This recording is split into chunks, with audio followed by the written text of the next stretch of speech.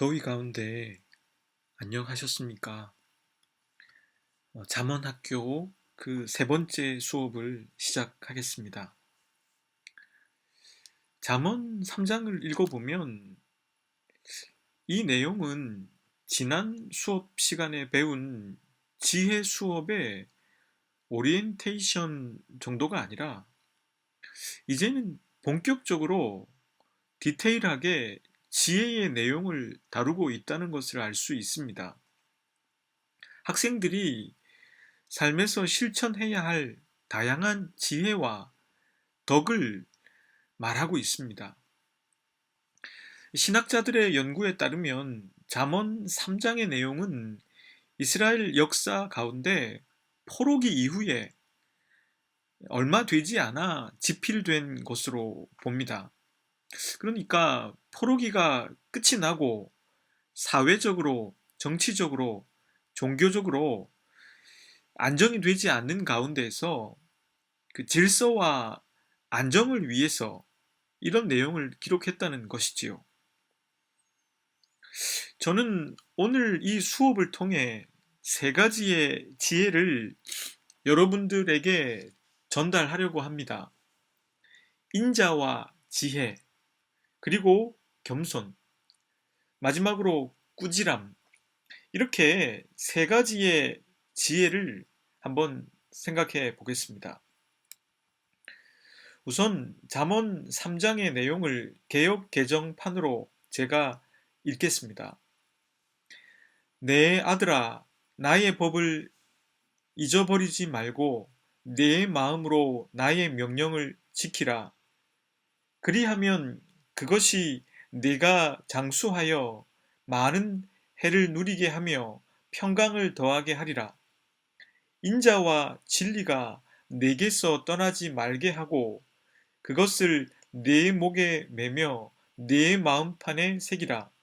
그리하면 네가 하나님과 사람 앞에서 은총과 귀중히 여김을 받으리라. 너는 마음을 다하여 여호와를 신뢰하고 네 명철을 의지하지 말라. 너는 범사에 그를 인정하라. 그리하면 네 길을 지도하시리라. 스스로 지혜롭게 여기지 말지어다. 여호와를 경외하며 악을 떠날지어다. 이것이 내 몸에 양약이 되어 내 골수를 윤택하게 하리라.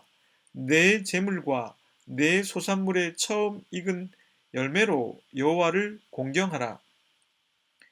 그리하면 네 창고가 가득히 차고 네 포도즙에 새 포도즙이 넘치리라. 내 아들아, 여호와의 징계를 경히 여기지 말라. 그 꾸지람을 싫어하지 말라. 대저 여호와께서 그 사랑하시는 자를 징계하시기를 마치 그 아비가 그 기뻐하는 아들을 징계함과 같이 하시느니라.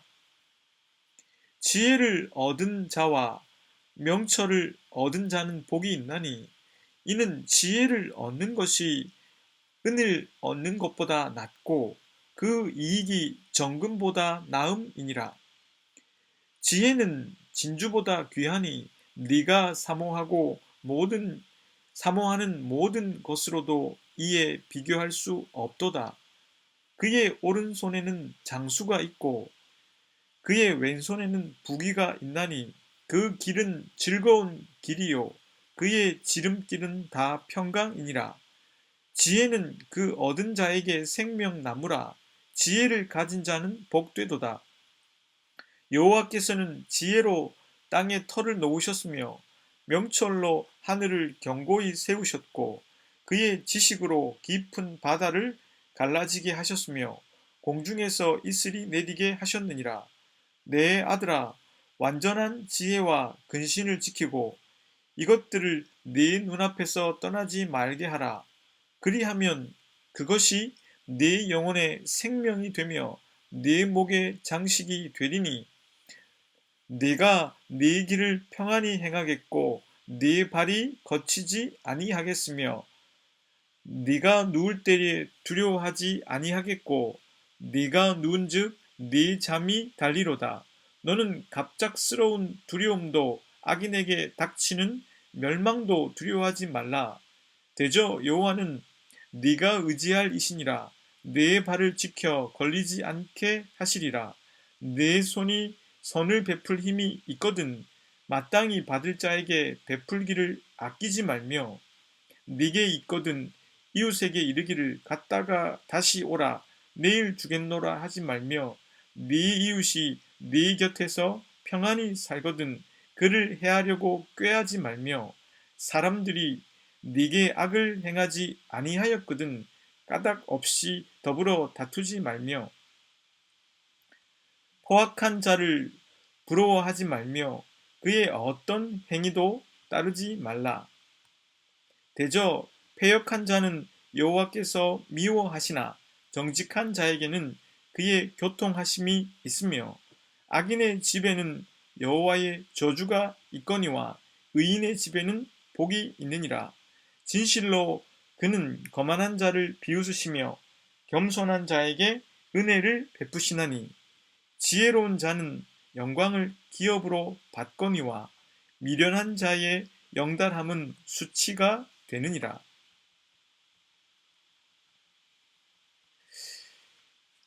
대한성소공회 홈페이지에서 제가 이 본문을 발췌해서 읽어 드렸는데요. 대한성소공회판의 개역 개정 성경에는 이 잠언 3장의 표제를 젊은이에게 주는 교훈이라고 적고 있습니다. 오늘 제가 전할 이 세 가지의 지혜는 젊은이들이 간직했으면 좋을 듯 하고요. 혹 젊은이가 아니라고 생각하시는 분이라면 자신이 이 지혜들을 얼마만큼 가지고 있는가 생각해 보시면 좋을 듯 합니다. 첫째 지혜는 인자와 진리입니다. 본문 3절과 4절의 말씀을 세 번역으로 읽겠습니다. 인자와 진리를 저버리지 말고 그것을 목에 걸고 다니며 너의 마음속 깊이 새겨 두어라. 그러면 하나님과 사람 앞에서 네가 은혜를 입고 귀중히 여김을 받을 것이다. 인자와 진리는 히브리어로 헤세드와 에메트입니다. 헤세드는 구약 성경에서 중요한 단어였습니다.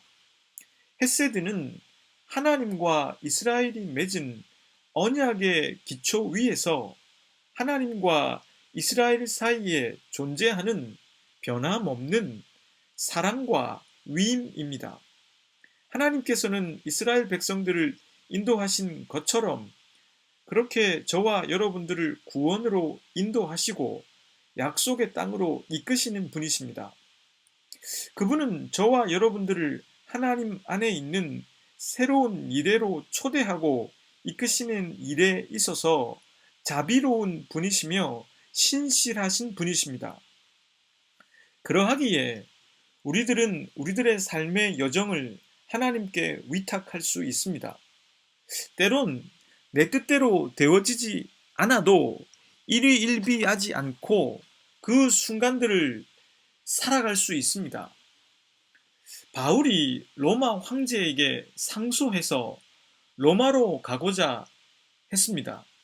그런데 유라굴로라는 광풍을 만나 그만 표류하게 되었고 멜리데 섬에 가게 되었습니다. 그는 하나님의 헤세드에 자신의 삶을 맡겼기 때문에 동요하지 않았습니다. 그는 오히려 그 멜리데 섬에서 겨울을 보내고 로마로 갈 수 있었습니다. 그 멜리데 섬에서 바울은 복음을 전할 수 있었습니다.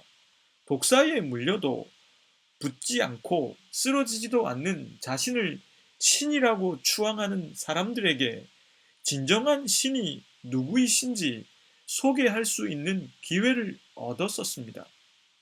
하나님의 인자하심을 진심으로 믿는 사람은 이와 같이 삶의 여정 속에서 닥치는 풍랑과 표류, 그리고 원하지 않는 섬에서의 생활도 그 과정을 의미 있게 살아낼 수가 있습니다. 에메트라고 하는 단어는 구약 성경에서 어떤 다른 신이 아니라 이스라엘 하나님에 대해서만 사용된 단어입니다. 하나님께서는 바로 진리시고 진실이십니다. 현자들은 맹목적으로 인간이 하나님을 신뢰하도록 한 것이 아니라 하나님의 속성과 활동, 그리고 정말 하나님을 믿는 의인들, 또한 창조 질서를 통해 하나님의 진리 되심과 하나님이 얼마나 진실하신지 알도록 했습니다. 그리고 그것을 알게 된 인간은 그 하나님을 닮아서 진리와 진실을 말하게 됩니다. 인자와 진리를 목에 매며 마음판에 새기는 학생의 이미지를 강조한 것은 인자와 진리가 그만큼 중요한 지혜이기에 그 가치들을 기억하고 인격 속에 담아두라는 의미입니다. 루터는 이 본문을 옮길 때 은혜와 진리라고 옮겼습니다. 그 까닭은 루터는 이것을 더욱더 하나님께 연관시키고자 했기 때문입니다. 루터처럼 옮긴다면 이것은 하나님께 대해서는 적용이 가능해도 인간에 대해서 적용시키는 데는 어려움이 있어 보입니다.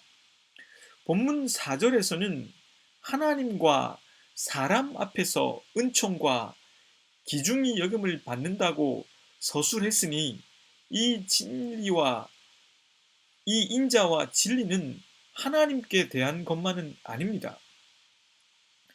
언약 안에서 하나님의 한결같은 사랑과 헌신, 그리고 그분이 진리 되심을 알고 믿는 인간은 하나님을 대할 때에만 인자와 진리로 살아가는 것이 아닙니다. 다른 사람을 대할 때에도 사랑과 진실로 대합니다. 지혜 교육의 목표는 이 하나님의 자비와 진리 되심을 인격 속에 간직해서 하나님을 사랑하고 하나님 앞에서 진실하고 그 인격으로 사람들을 사랑하고 진심으로 대하는 사람이 되는 것입니다. 하나님을 본받아 참된 사랑과 진실을 실천하는 사람이 되는 것입니다. 그런 사람은 하나님뿐만 아니라 사람들에게서도 귀중히 여김을 받게 됩니다. 함석헌 선생의 글 중에서 그대 그런 사람을 가졌는가 하는 시가 있습니다. 말리길 나서는 길 처자를 내맡기며 맘 놓고 갈만한 사람, 그 사람을 그대는 가졌는가? 온 세상이 다 나를 버려 마음이 외로울 때에도 저 맘이야 하고 믿어지는 그 사람을 그대는 가졌는가? 탔던 배 꺼지는 시간, 구명때 서로 사양하며 너만은 제발 살아다오 할 그 사람을 그대는 가졌는가? 불의의 사형장에서 다 죽어도 너희 세상 빛을 위해 저만은 살려두거라 일러줄 그 사람을 그대는 가졌는가? 잊지 못할 이 세상을 놓고 떠나려 할 때 저 하나 있으니 하며 빙긋이 웃고 눈을 감을 그 사람을 그대는 가졌는가? 온 세상의 찬성보다도 아니 하고 가만히 머리 흔들 그 한 얼굴 생각에 알뜰한 유혹을 물리치게 되는 그 사람을 그대는 가졌는가? 이런 사람이 있다면 참으로 행복할 것입니다. 진정으로 부유한 사람은 이런 사람을 곁에 두고 있는 사람일 것입니다. 시인이 그 사람을 얼마나 귀중히 여기고 있습니까? 인간이 한없이 약한 것은 사실입니다.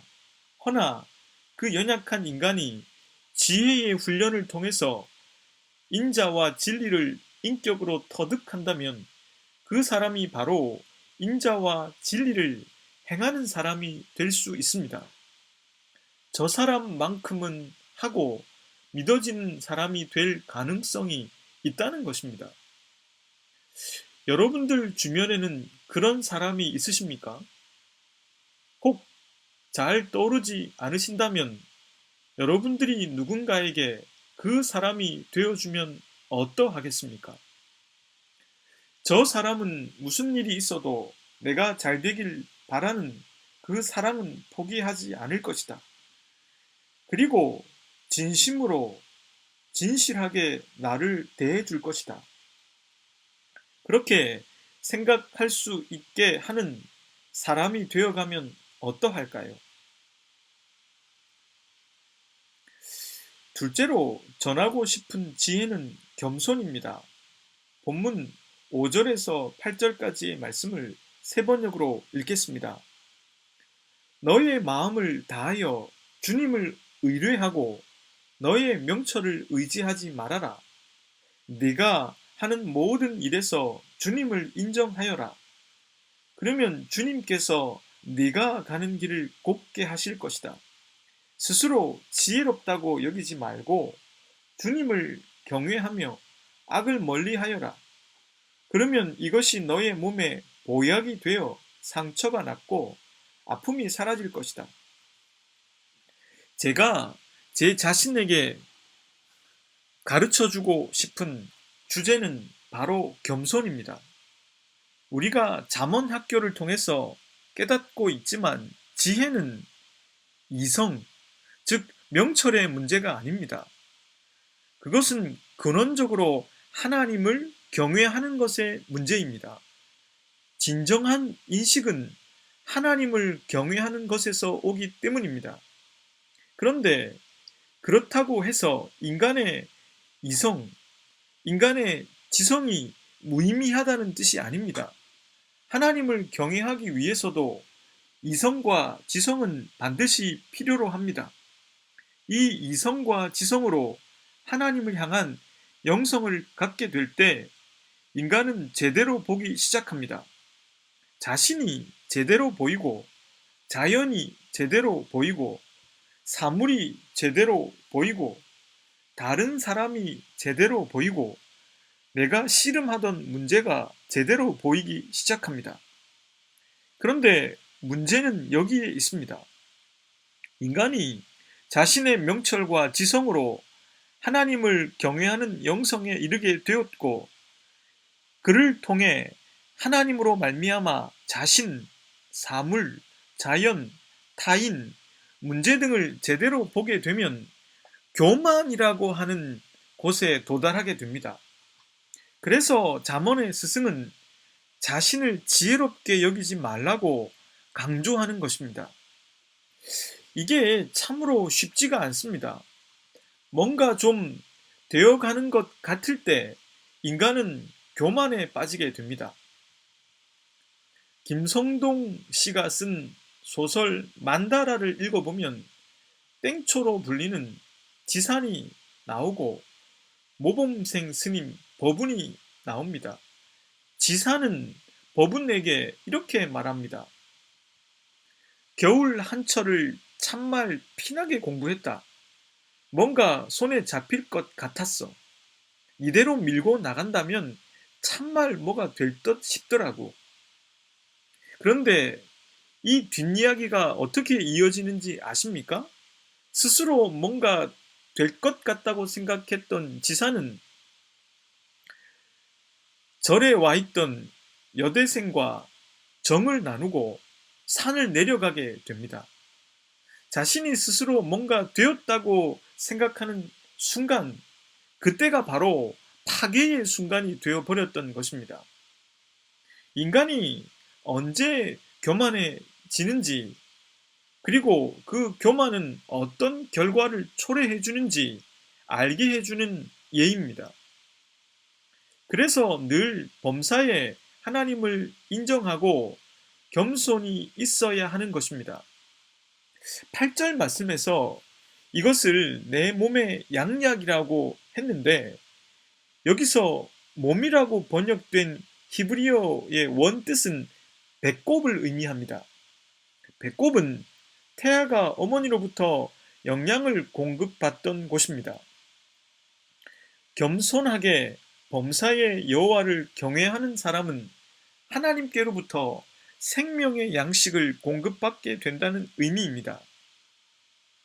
개역 개정 성경에는 골수를 윤택하게 한다고 말했는데 이 말의 원뜻은 시원한 음료를 제공해 준다는 뜻입니다.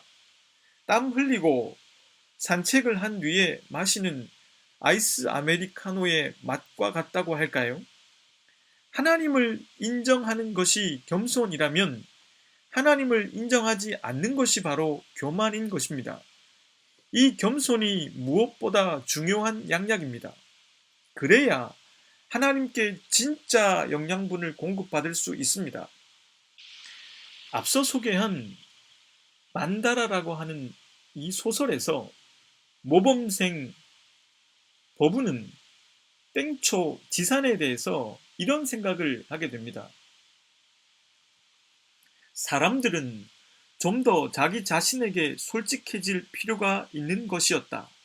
철저하게 그리고 비정하게 자신을 까 뒤집어 놓은 후에야 비로소 자기라는 것의 그림자라도 잡게 되는 것이기 때문에 철저하게 자신을 까 뒤집어 놓고 그 알몸이 주는 외로움과 허물을 초극하기 위해서 혼신으로 몸부림치는 지산이야말로 어쩌면 진짜 구도다인지도 모를 일이었다. 지혜보다 더 중요한 것은 겸손입니다. 똑똑한 것보다 더 중요한 것은 나의 한계를 솔직하게 보고 자각하는 것입니다.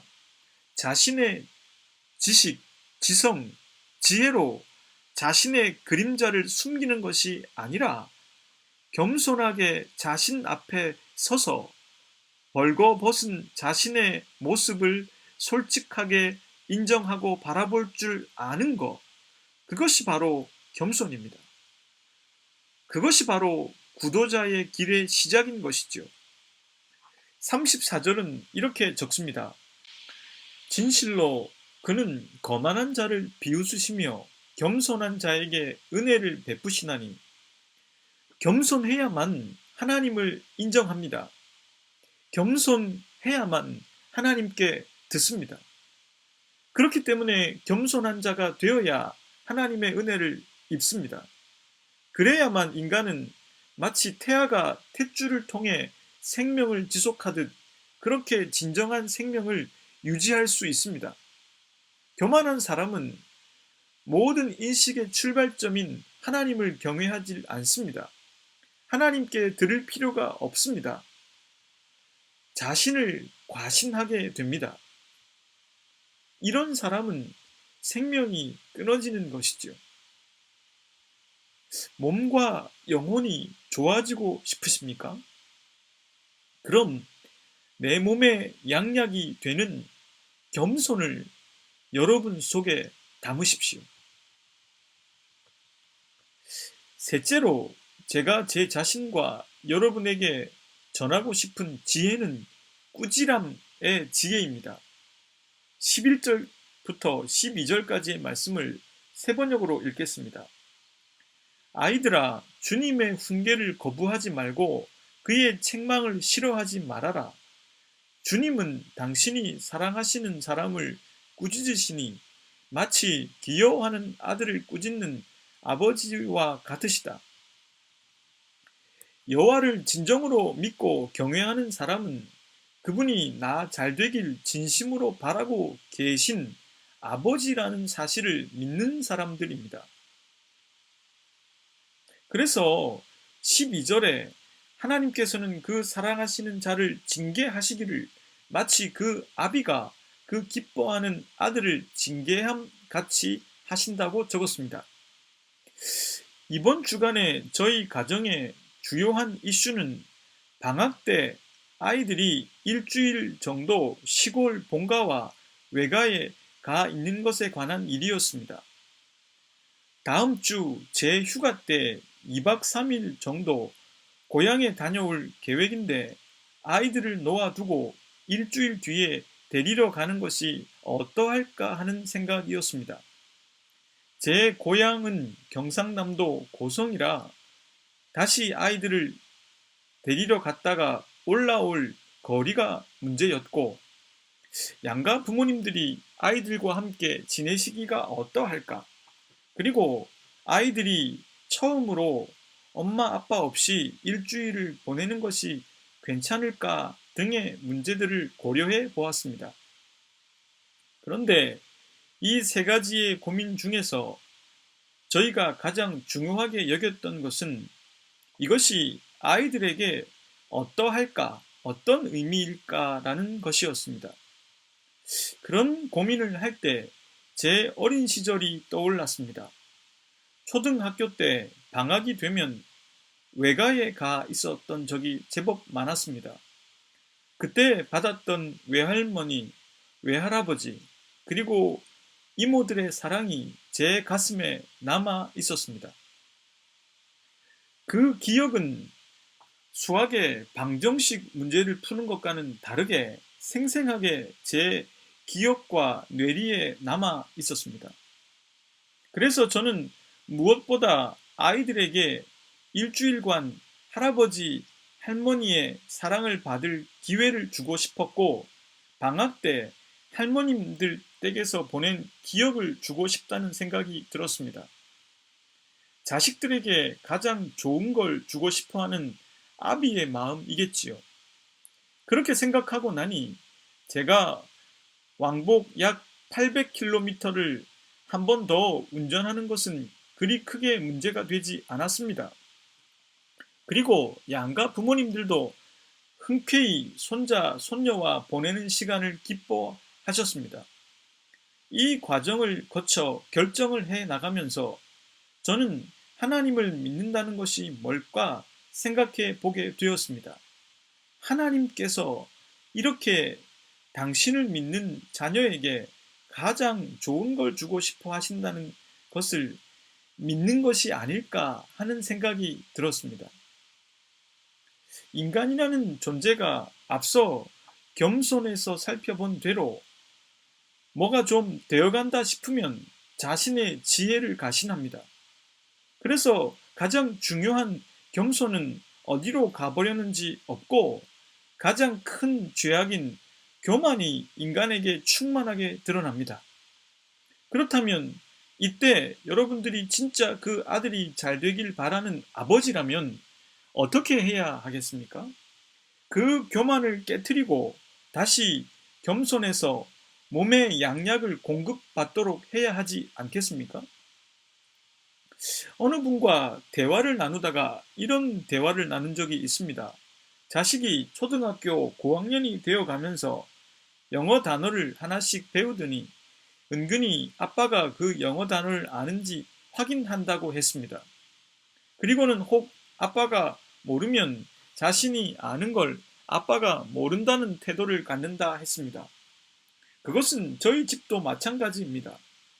이것이야말로 참 우스운 노릇입니다.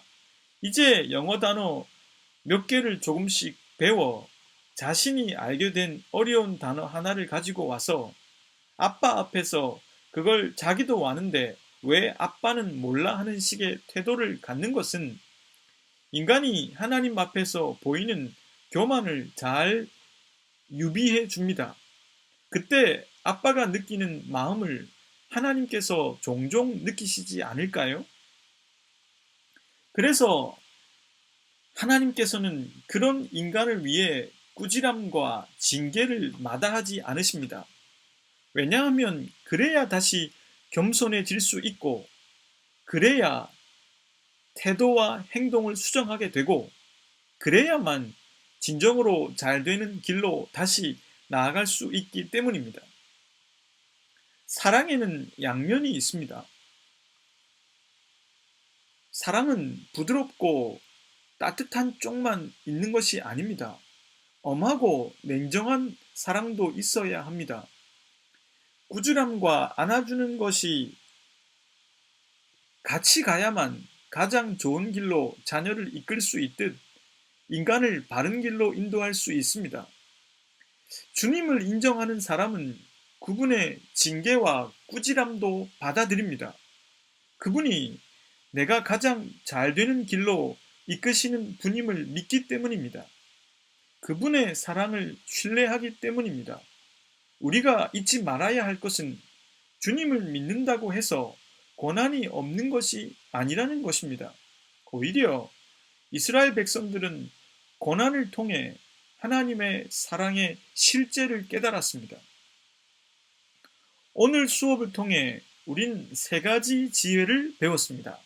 하나님께 받은 인자와 진리를 여러분들의 인격 속에 담아두십시오.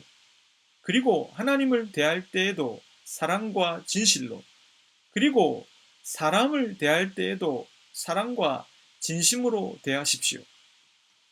그러면 하나님도 사람들도 여러분을 귀중하게 대할 것입니다. 그리고 어떠한 순간에도 겸손은 포기하지 마십시오. 좀 됐다 싶을 때 더욱 조심하십시오. 거울 앞에서 자기의 진짜 모습을 보십시오. 그리고 꾸지람을 하시는 하나님의 사랑을 알기에 엄한 사랑도 사랑임을 잊지 마십시오. 함께 기도하겠습니다. 하나님, 당신께서는 저희들이 잘 되길 바라시는 아버지이십니다. 잘 되는 것은 우리 자신의 한계와 그림자를 솔직하게 인정하는 사람이 되는 것이고, 겸손하게 하나님께 탯줄을 통해 공급받는 사람이 되는 것입니다. 그리고 사랑과 진심으로 살아가는 사람이 되는 것입니다. 이를 위해 때론 회초리를 드시는 하나님의 모습도 사랑임을 잊지 않게 해 주십시오. 이 수업을 듣는 분들이 지혜가 자신들을 부르고 있음을 느끼게 해주시고 텍스트를 해석하는 저를 넘어서서 성령님께서 가르쳐 주시는 지혜에 도달하게 해 주십시오. 예수님의 이름으로 기도드립니다. 오늘은 광고를 하나 드리고 끝을 낼 텐데, 다음 한 주간은 제 휴가로 이 잠언 학교도 휴강을 하게 되겠습니다. 7월 27일 수요일 저녁에 잠언 4장으로 다시 찾아뵙겠습니다.